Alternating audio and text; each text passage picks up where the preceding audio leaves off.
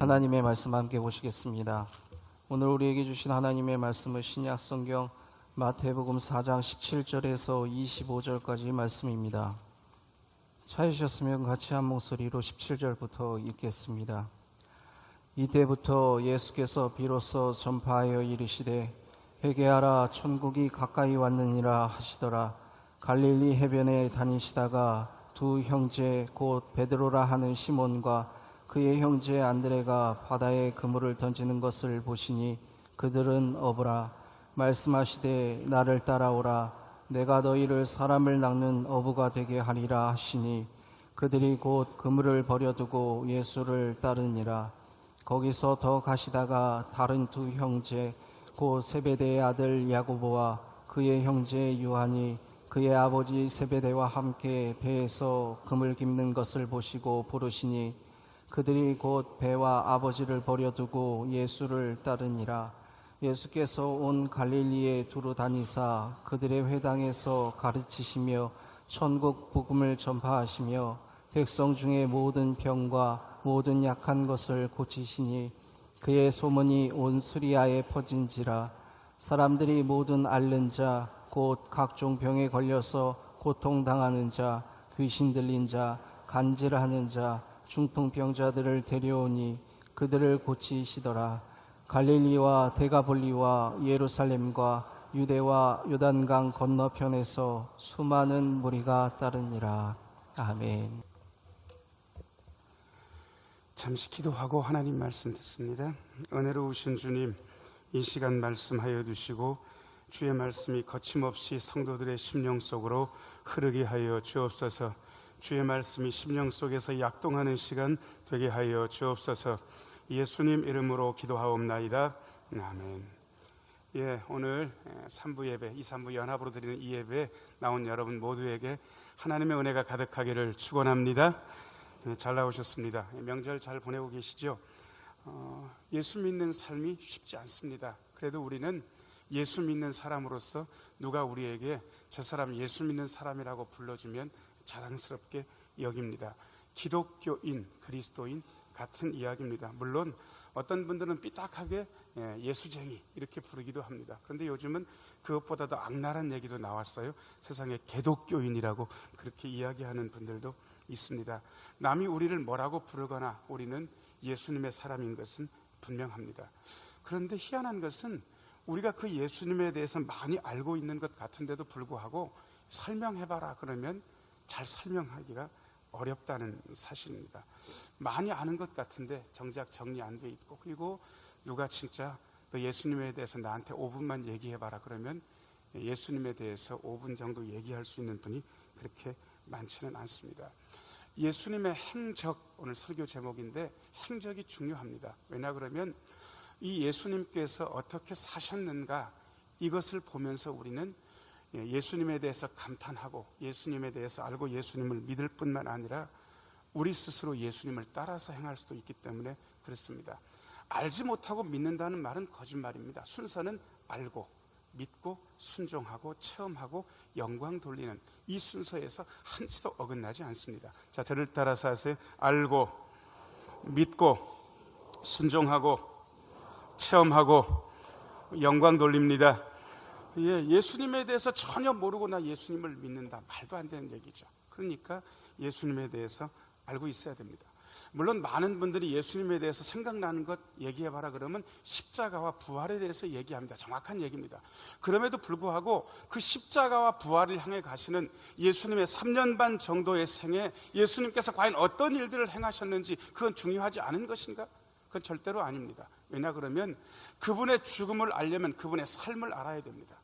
그분의 삶을 알아야 그분의 죽음의 의미도 제대로 알 수 있기 때문에 그렇습니다. 오늘 말씀은 예수님의 행적에 대해서 4가지 정도 아주 중요하게 우리에게 가르쳐주고 있습니다. 첫 번째 좀 비춰주실래요? 첫 번째, 예수님의 행적 첫 번째. 자, 저를 따라서 하세요. 우리 예수님은 천국 복음을 전파하셨습니다. 17절 말씀 읽겠습니다. 17절 화면 보면서 같이 읽으시죠. 시작. 이때부터 예수께서 비로소 전파하여 이르시되 회개하라 천국이 가까이 왔느니라 하시더라. 아멘. 자, 저를 따라서 하세요. 회개하라 천국이 가까이 왔다. 예, 회개하라는 것도 알 것 같고 천국이 가까이 왔다라고 하는 것도 알 것 같으시죠. 그런데 많은 오해가 여기에 있습니다. 제가 딸이 둘이 있는데 둘 다 기숙사에 있습니다. 그러면 기숙사에서 있다가 집에 오게 되면 보령 가까이 와가지고 제가 시간 맞춰서 나가지만 교통 사정이 늘 저희 예상처럼 되지는 않기 때문에 제가 전화를 합니다. 거의 왔냐? 그러면 제 딸들이 뭐라고 얘기하냐? 그럼 아빠 보령 가까이 왔어요? 이렇게 얘기를 해요. 자, 여러분, 보령 가까이 왔다는 얘기는 도착했다는 얘기입니까? 아직 도착은 안 했다는 얘기입니까? 아직 도착 안 한 거죠. 우리는 가까이 왔다 그러면 아직 도착하지 않은 것으로 이 말을 씁니다. 그런데 유대 사람들의 말법은 좀 다릅니다. 유대 사람들이 가까이 왔다라고 이렇게 말하면 아직 안 온 것이 아니라 막 도착한 것, 이걸 가까이 왔다라고 그렇게 표현합니다. 그러니까 오늘 말씀 회개하라 천국이 가까이 왔다라는 말은 회개하라 천국이 지금 아직 안 오고 지금 오고 있는 중이다 이 뜻이 아니라 회개하라 천국이 막 도착했다 이렇게 새겨야 정확한 의미입니다. 천국이 이미 도착했다고?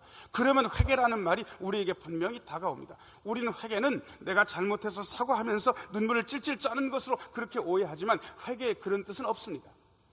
회개란 말은 천국이 이미 도착했기 때문에 막 왔기 때문에 그 천국에 걸맞는 삶을 살기 위해서 너의 삶을 갱신해라, 너의 생각을 새롭게 해라, 너의 말을 새롭게 해라, 너의 사는 방식을 새롭게 해라. 이게 회개하라는 뜻입니다. 그래서 회개하라 천국이 가까이 왔다는 이 예수님의 말씀을 우리 식대로 정확하게 옮기면 천국이 막 도착했다, 그러니 너의 삶을 천국에 맞게 갱신하라 이렇게 말씀하신 것이라고 해석해야 됩니다.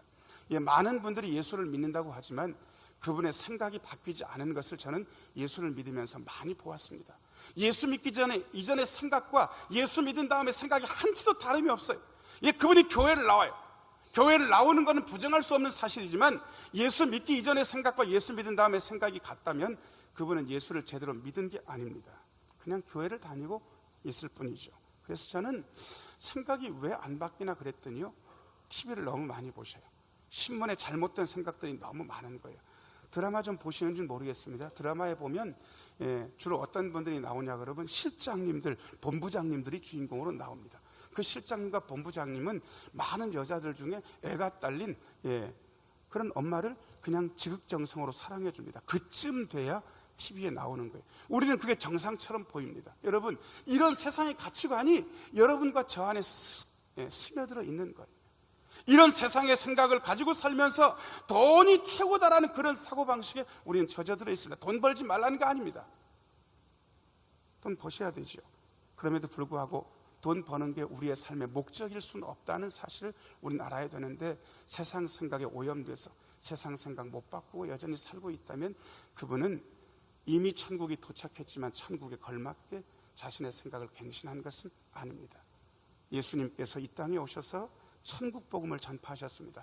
이제 천국이 내 안에서 이미 너희에게 도착했으니 너의 생각을, 너희의 삶을 새롭게 바꾸어라. 우리 예수님께서 우리에게 말씀하고 계십니다. 자, 저를 따라서 하세요. 천국이 도착했으니 우리의 생각을 새롭게 해야 됩니다.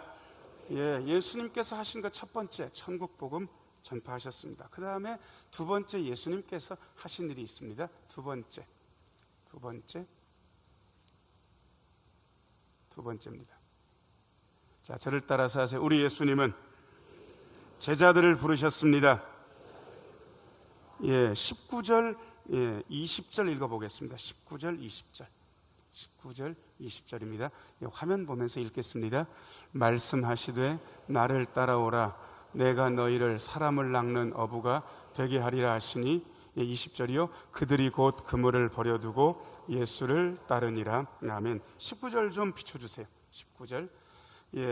예수님께서 제자들을 부르시는 장면입니다. 예수님을 따르는 사람들을 대충 세 종류로 나눌 수 있을 것 같습니다. 무리가 있었습니다. 그 다음에 제자도 있었습니다. 그리고 제자들 중에 몇몇은 사도라고 불러주셨습니다. 이게 무슨 계급은 아닙니다. 그럼에도 불구하고 우리는 예수님을 따랐던 우리가 정처 없다는 사실을 알고 있습니다. 이 무리들이 예수님께서 예루살렘 성에 입성하실 때 종려나무 가지를 들고 호산나 찬송하리로다 다윗의 자손이여 그렇게 예수님을 환영했습니다. 그런데 이 무리는 정처 없이 대제사장 그룹의 뇌물을 받고서 그리고 위협하여서 예수님을 십자가에 못 박아라 이렇게 외쳤던 사람입니다. 여러분 이 안에 여러분들이 예배를 드리시지만 어떤 분은 아직도 무리 있을 수 있고요.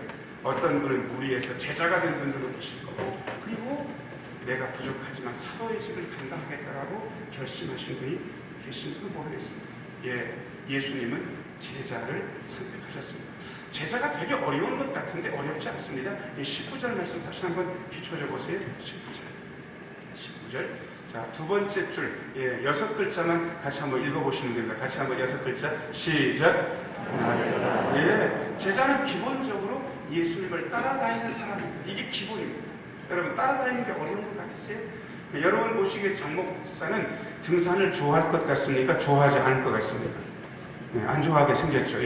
제가 몸뚱이가 이래서 올라갈 때는 힘듭니다. 지칩니다. 숨납니다. 그리고 내려올 때는 제가 겁이 많아가지고요. 내려오기가 힘듭니다. 아주 최악이죠. 올라갈 때는 무거워서 힘들고 내려올 때는 겁이 많아서 힘들고.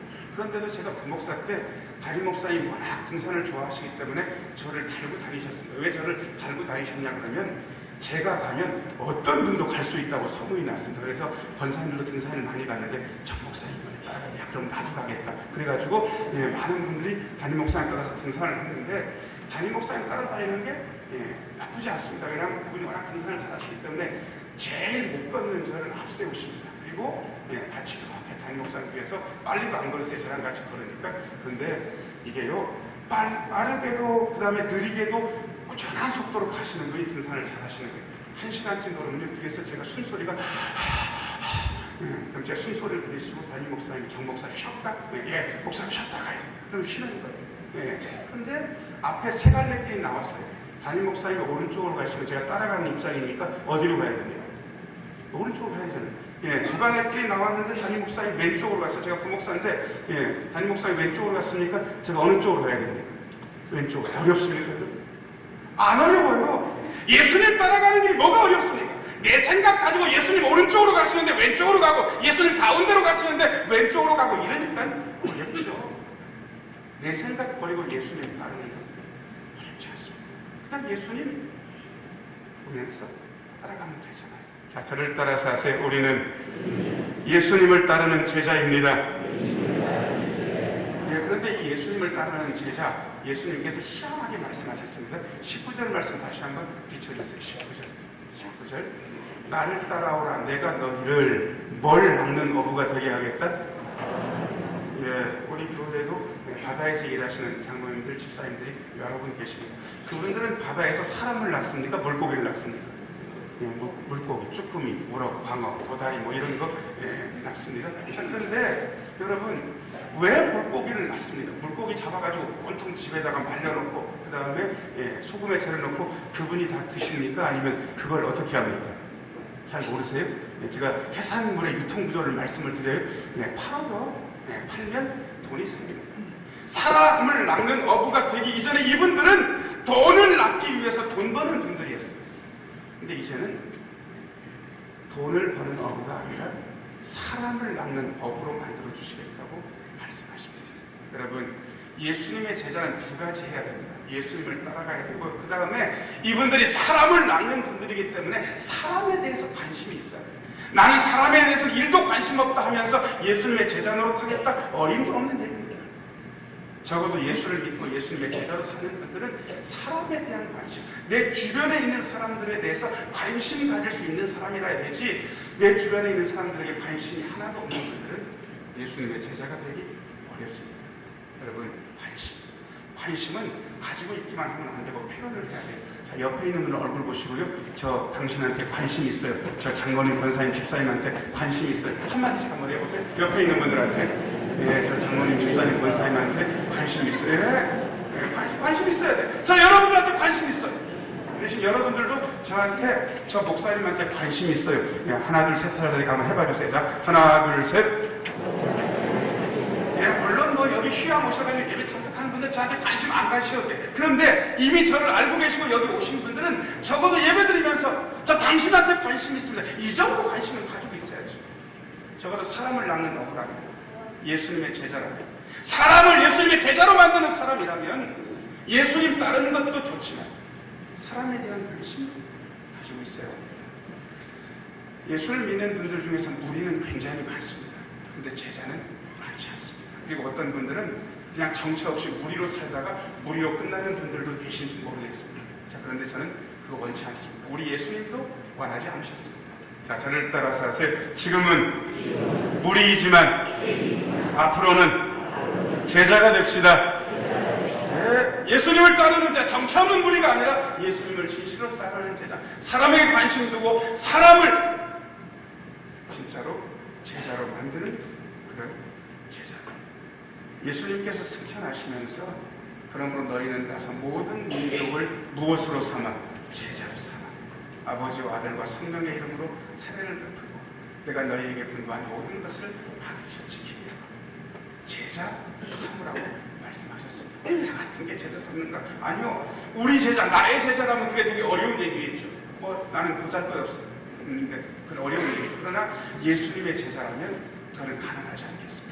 자, 저를 따라서 하세요. 우리는 예수님의 제자를 만들어야 합니다.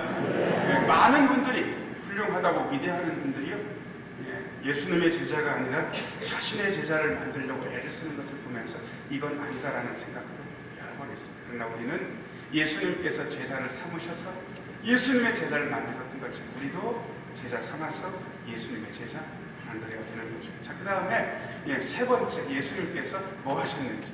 예수님께서 뭐 하셨는지 세 번째입니다. 예수님께서. 자, 저를 따라서 하세요. 우리 예수님은 가르치셨습니다. 뭘요?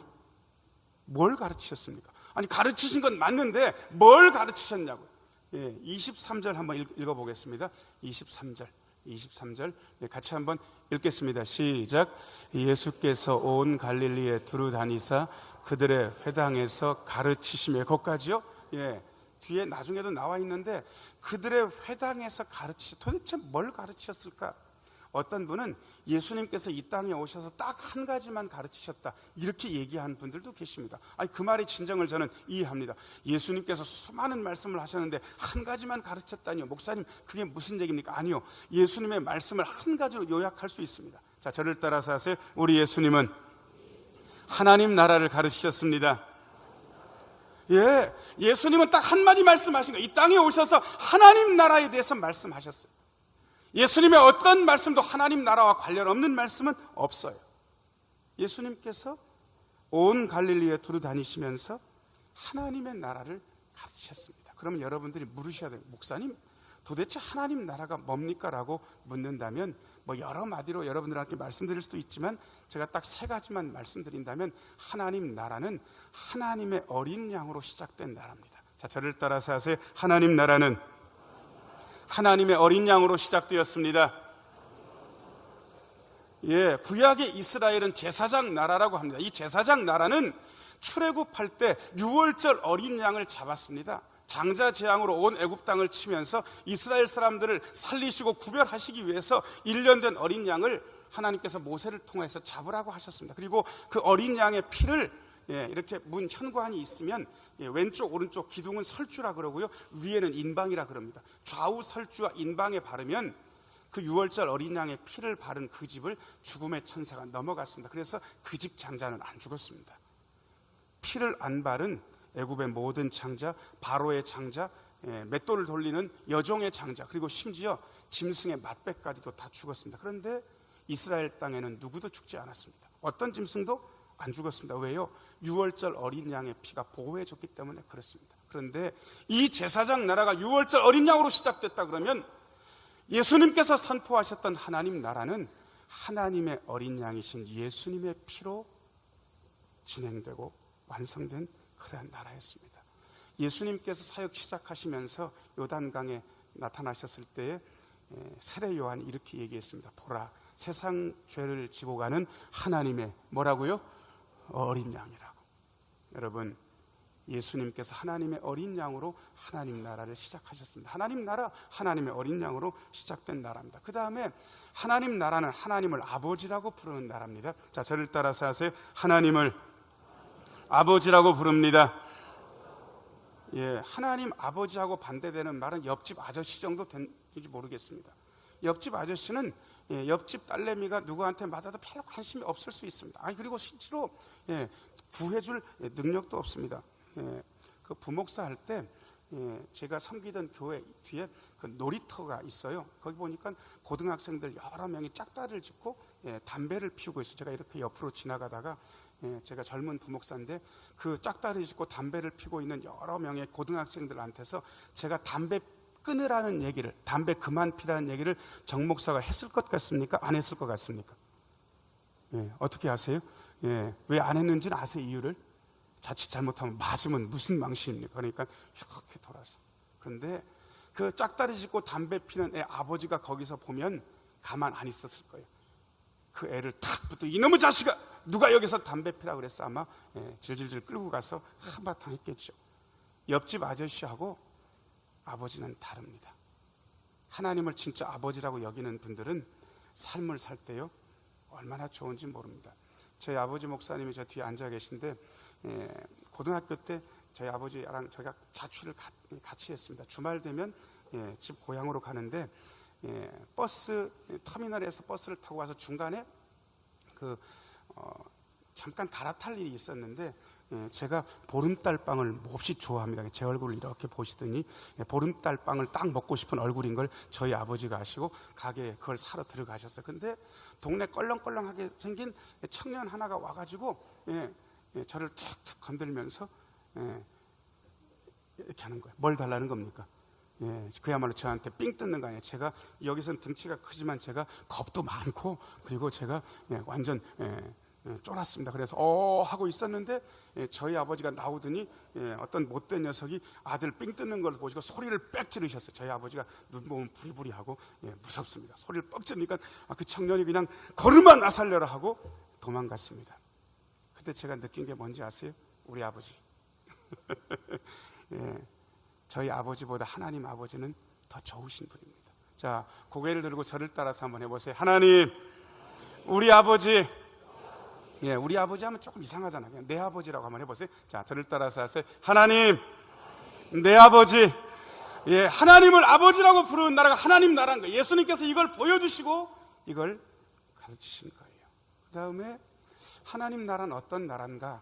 한 영혼이 천하보다 귀한 나라입니다. 자, 저를 따라서 하세요. 하나님 나라는 한 영혼이 천하보다 귀한 나라입니다.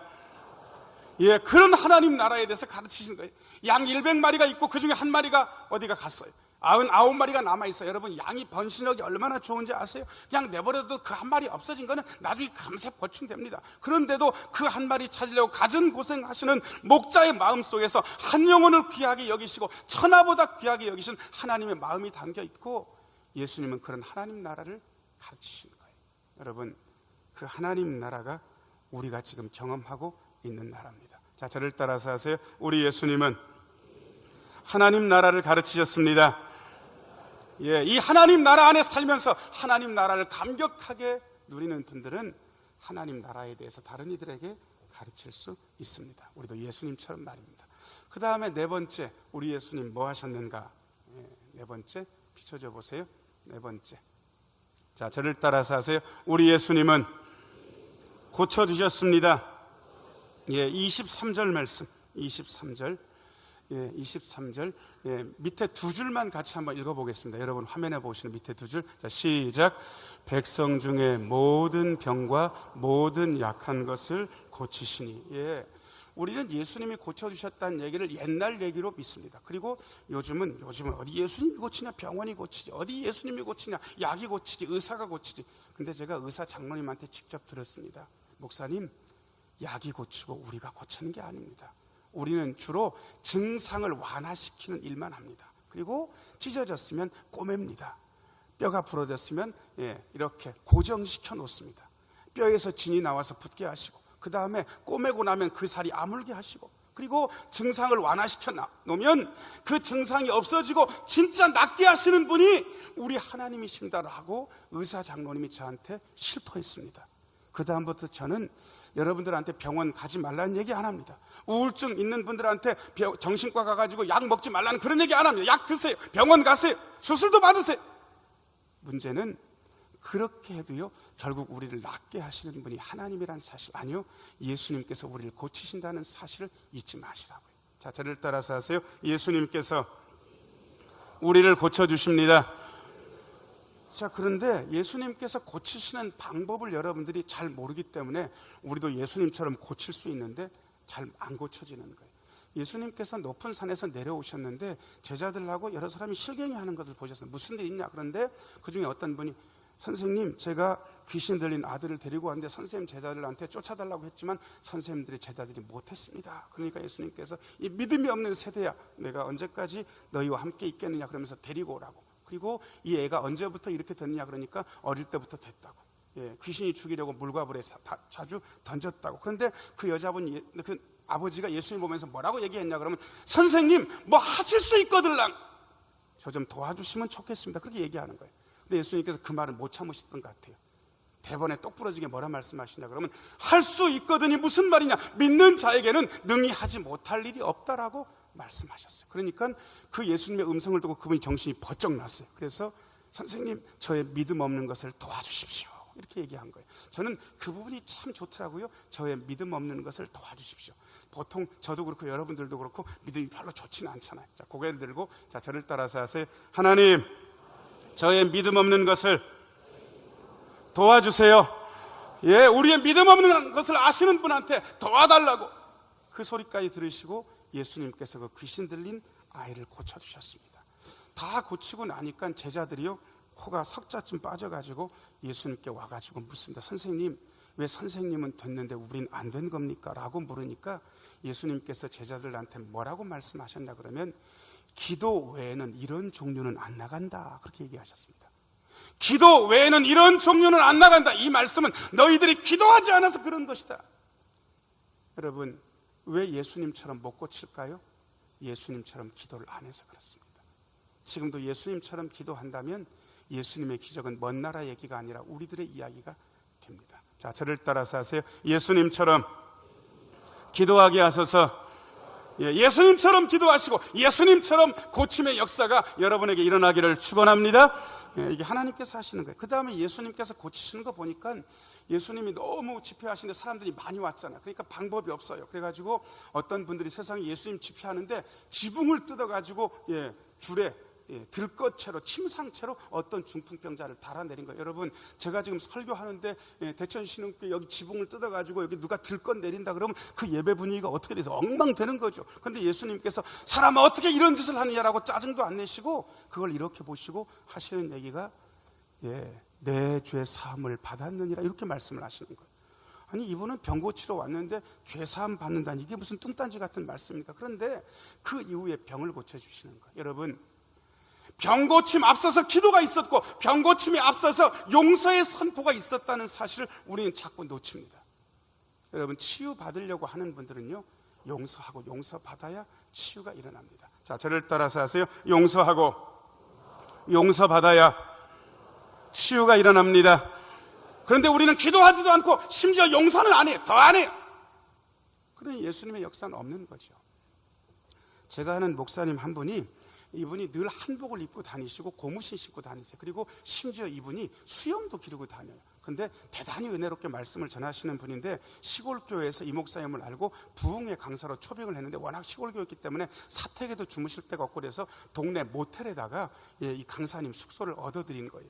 자, 그런데 문제는 그 동네 모텔에서 늘 이렇게 해서 부흥회를 왔다 갔다 하시는데 그 모텔이 교회하고 좀 떨어지는 거예요. 그래서 처음에 왔을 때도 분명히 자기가 나는 목사라고 얘기를 했는데 그 모텔 여사장님이 당신이 어떻게 목사냐고, 내가 딱 보니까 어디 산에서 돛 닦다 내려온 낭반이지 당신은 목사가 아니라고. 아니, 목사가 목사를 목사라고 하는데 이 모텔 여사장님이 목사가 목사라고 하는 이 말을 안 믿어주는 거예요. 그래가지고 부흥회 3, 4일 한 동안 맨날 와가지고 내 운세가 꼬였으니까 운세를 봐달라고 맨날 얘기를 하니 그 목사님이 죽을 지경이에요. 그래서 3일쯤 지나가지고 그 목사님이 인상을 쓰면서, 그럼 내가 이런 일은 거의 안 하는데 당신이 하도 얘기를 하니까 내가 당신의 운세를 봐주겠다. 나는 보진 않지만 일단 보면 틀리는 법은 없다고 이렇게 딱 얘기해 놓고, 앞에다 앉혀놓고 뭐라 기도하시는 척 하시더니 눈을 크게 딱 뜨고 그 여자분을 보면서 첫 마디를 뭐라고 얘기하느냐면요, 그 인간을 용서하면 당신의 꼬인 운세가 풀린다고 딱 그렇게 얘기를 한 거예요. 그런데 세상에 그 여자분이 그 도사처럼 보이는 목사님의 말씀을 듣고는요, 벌컥 화를 내면서 내가 어떻게 그 인간을 용서하냐고, 내가 아주 오도독 씹어먹고 말 거라고, 용서 못하겠다는 거예요. 여러분, 그 도사처럼 보이는 목사님이 운세를 잘 봐준 겁니까? 잘 봐준 겁니까?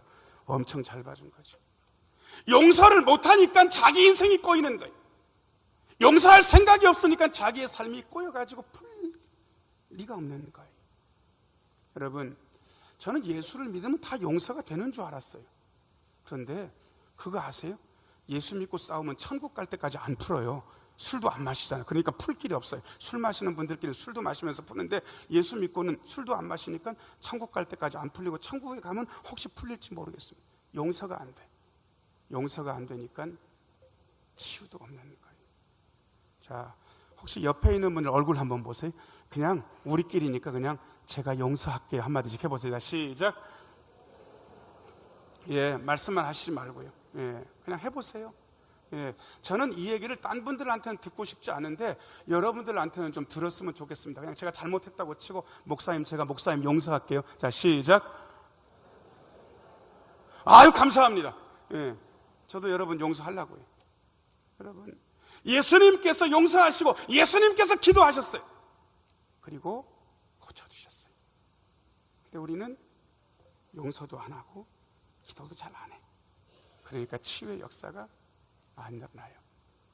사랑하는 여러분, 예수님께서 이 땅에 오셔서 어떤 행적을 하셨습니까? 4가지 제가 말씀드렸습니다. 천국 복음 전파하시고, 제자를 부르시고, 가르치시고, 그리고 고치셨습니다. 기도하고 용서하시는 방법으로. 한 주간 동안 어떻게 사시겠습니까?